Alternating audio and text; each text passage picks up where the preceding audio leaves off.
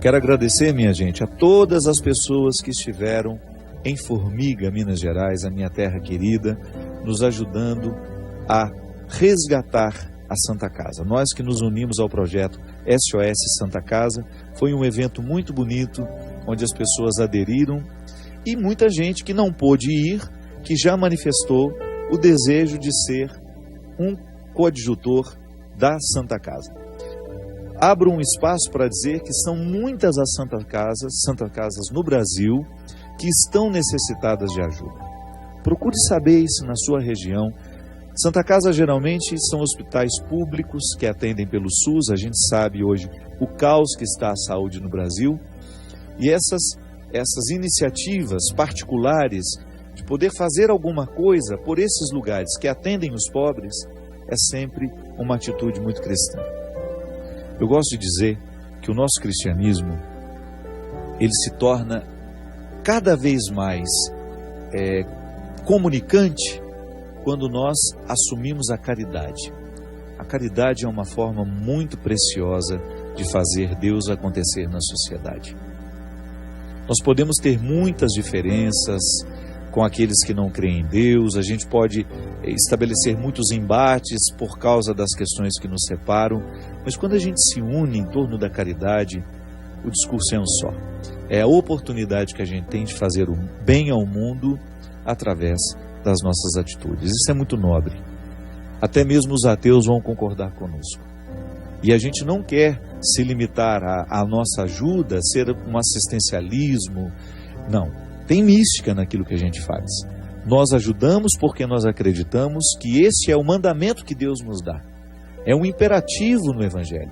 Se você ler Mateus 25, você vai ver as exigências que Jesus faz. Eu vou até pegar aqui, para a gente poder retomar essa importância da caridade que Jesus estabelece como um divisor de águas na nossa vida. No contexto aqui em que ele fala disso, ele está justamente falando do juízo final. Quando é que quando é que tudo isso vai acontecer? Jesus começa a fazer uma reflexão absolutamente exigente demais. É um sermão escatológico que começa no capítulo 24. Quer ver? Onde é que ele vai falando disso? Onde ele começa a evidenciar. Ele começa a dizer assim: quando o Filho do Homem vier em sua glória acompanhado de todos os anjos, ele se assentará em seu trono glorioso. E todas as nações da terra serão reunidas diante dele. E ele separará uns dos outros, assim como o pastor separa as ovelhas dos cabritos. Veja bem, Jesus começa dizendo que o final dos tempos, esse fim do mundo, como a gente já escutou desde quando a gente era criança, é um momento em que nós seremos separados, em que haverá uma separação dos grupos. O rei dirá aos que estiverem à sua direita: vinde, benditos de meu Pai, recebei em herança o reino que meu Pai vos preparou desde a criação do mundo. Pois eu estava com fome e me destes de comer. Eu estava com sede e me destes de beber. Eu era forasteiro e me recebestes em sua casa. Eu estava nu e me vestistes. Eu estava doente e cuidastes de mim. Na prisão fostes me visitar. Então os justos lhe perguntarão: Senhor, quando foi que te vimos com fome e te demos de comer, com sede e te demos de beber? Quando foi que te vimos como forasteiro e te recebemos em nossa casa, sem roupa e te vestimos? Quando foi que te vimos doente ou preso e fomos te visitar? Então o rei lhes responderá: em verdade eu vos digo, todas as vezes que fizestes isso a um destes mais pequenos, mais necessitados, que são meus irmãos, foi a mim que o fizestes. Isso aqui é revolucionário. Isso aqui arranca todas as nossas máscaras, desmorona as nossas estruturas. Nós que muitas vezes vivemos um cristianismo de fachada, que nos descompromete com a caridade, que nos faz o tempo todo gritar a doutrina. e gritar a doutrina nas praças públicas, nós que muitas vezes temos uma tendência a virar quase que a fazer um movimento de cruzadas para defender os lugares santos, as ideias santas, sim, não tem nenhum problema a gente defender as nossas ideias e os nossos espaços santos, mas você não se esqueça que Jesus faz questão de identificar-se com o pobre. Aquele que cuida do pobre, aquele que cuida do doente, está cuidando do próprio Cristo. O Cristo nesse evangelho, minha gente, ele radicaliza. Ele é o próprio pobre. Tanto é que ele pergunta, as pessoas perguntam ao rei, quando é que nós te visitamos? Quando é que nós te demos de comer? E ele responde, quando vocês deram de comer àqueles mais pequenos, aqueles mais necessitados.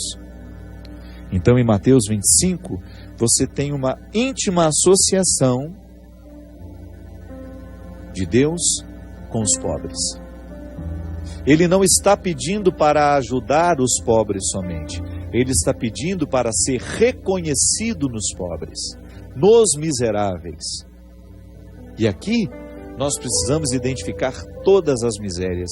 Não é só a miséria material não, viu? Tudo aquilo que é miserável na vida, tudo aquilo que é miserável na condição humana, é expressão de Deus presente entre nós. Então a gente precisa prestar muita atenção onde é que estão as misérias no dia de hoje. Quem são os miseráveis hoje que assumem este verdadeiro papel de serem o Cristo para nós? Quem são os crucificados do dia de hoje? Aí você começa a abrir os olhos para perceber que com essa sociedade modificada, nós precisamos ter muita coragem profética de caminhar na direção daqueles que são os Cristos de hoje. Os necessitados. A palavra é radical, minha gente.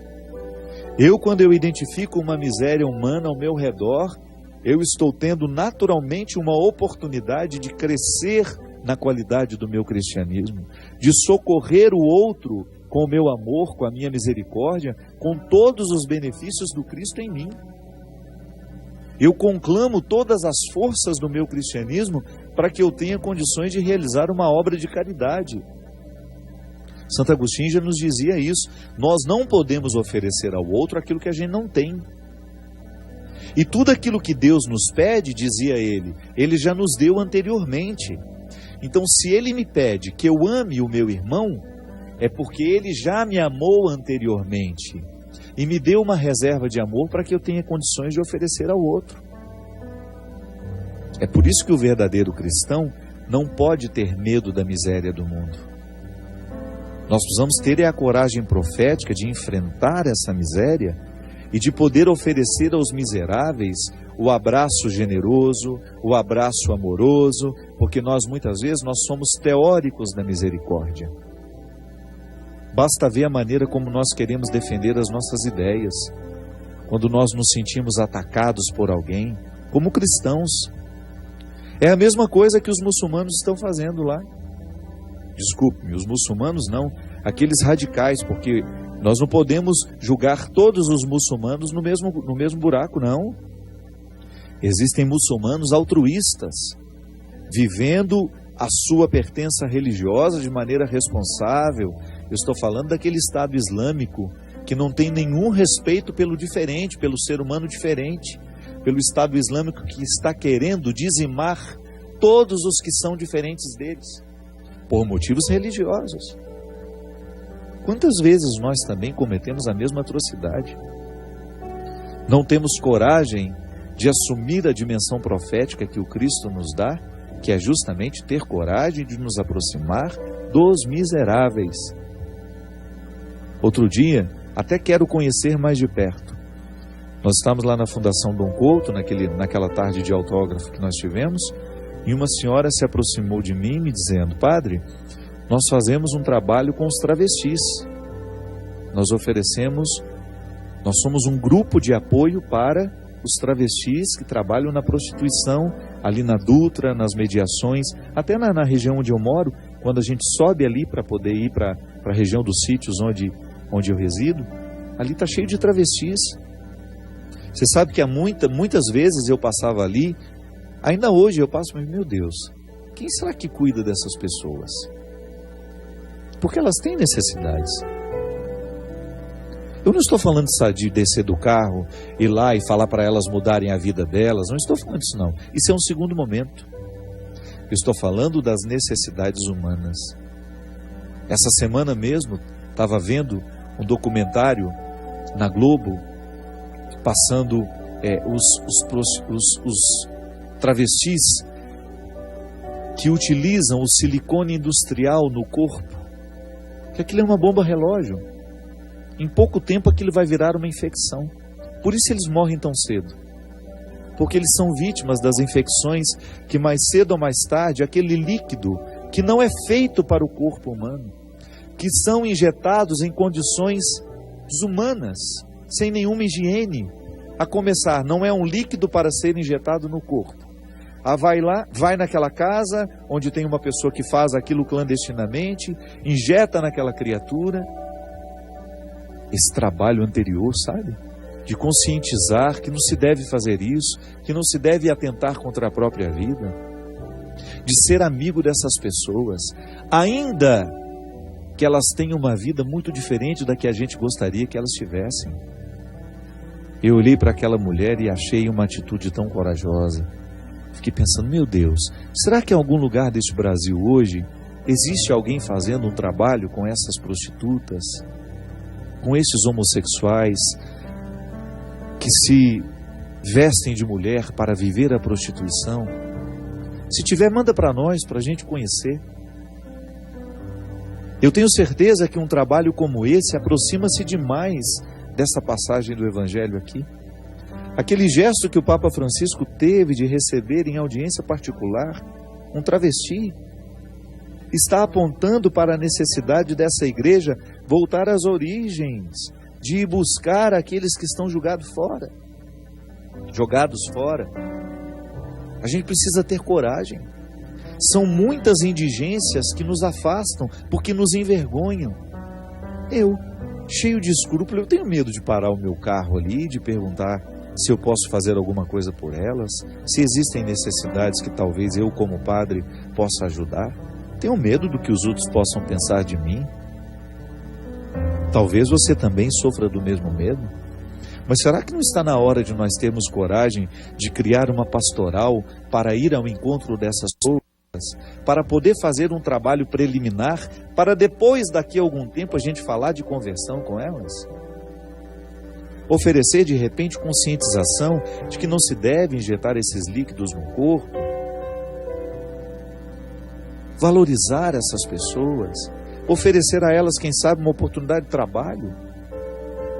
Depois a gente fala de Deus, minha gente. Depois a gente fala de conversão, de mudança de vida. No primeiro momento a gente precisa oferecer o nosso amor e a nossa solidariedade. E você pode ter certeza que você já vai estar pregando o Evangelho para ela através da sua vida. Porque praticamente ninguém para perguntar se está com fome, se está com necessidade de alguma coisa, como é que passa o dia ali. É um questionamento que eu faço para a gente ter coragem de se aproximar desse Mateus 25 aqui, ó. A gente ter coragem de reconhecer Jesus nos mais desfigurados dos dias de hoje. Eu não tenho medo dos esquisitos, não. Eu lá no meu Twitter, meu Deus, às vezes eles são desrespeitosos, falam bobagem comigo, mas é uma maneira que eu tenho de tê-los por perto. De vez em quando eu recebo também, no meio daquela bobagem toda que às vezes escrevem, coisas sérias. Porque, além das brincadeiras que eu faço, prestem atenção também nas coisas sérias que eu digo. A gente tem de falar a linguagem que o outro entende. A gente tem que se aproximar do outro com a linguagem que ele sabe ouvir. Não adianta eu querer chegar fazendo um discurso bonito, que só você que me acompanha entenderia. Eu preciso, de vez em quando, abrir mão de tudo aquilo que é o meu artefato para poder comunicar com o outro. O mesmo não é com você? Qual é a linguagem que você entende? Você também não precisa, de vez em quando, ser impactado por um jeito de dizer que só você entende? Eu preciso disso. Nós não somos diferentes, o Christian precisa, essa equipe que trabalha aqui também precisa. O ser humano, minha gente, a nossa necessidade é a mesma. Nós precisamos de uma palavra que nos sensibilize, que faça a diferença na nossa vida, que nos faça pensar as nossas escolhas, que tenha coragem, que tenha possibilidade de penetrar o mais profundo da nossa consciência e de nos fazer perguntar se a vida que a gente está vivendo está sendo coerente com aquilo que Deus espera de mim, ou até mesmo com aquilo que eu sei que é importante. Essa vida é muito rara. E o tempo não para. Não para em mim, não para para você. As decisões a gente faz enquanto o tempo anda. O tempo não vai parar para a gente poder decidir. O tempo não vai fazer uma pausa para a gente ter condições de escolher. Não. É neste movimento que nós vamos precisando, vendo, como a minha mãe naquela viagem, olhando a paisagem passando, a gente vai precisar escolher a vida que a gente quer para nós. E eu desejo do fundo do meu coração que as nossas escolhas estejam muito próximas das escolhas que Jesus nos sugere. De amar os que precisam ser amados, de buscar os que precisam ser buscados. Quem sabe assim, a gente aprenda a lidar um pouquinho melhor com as mazelas que todos nós hospedamos dentro de nós. Derrame sobre nós a bênção e a proteção do céu, do Deus Todo-Poderoso, Pai, Filho e Espírito Santo. Amém. Até a semana que vem, se Deus quiser.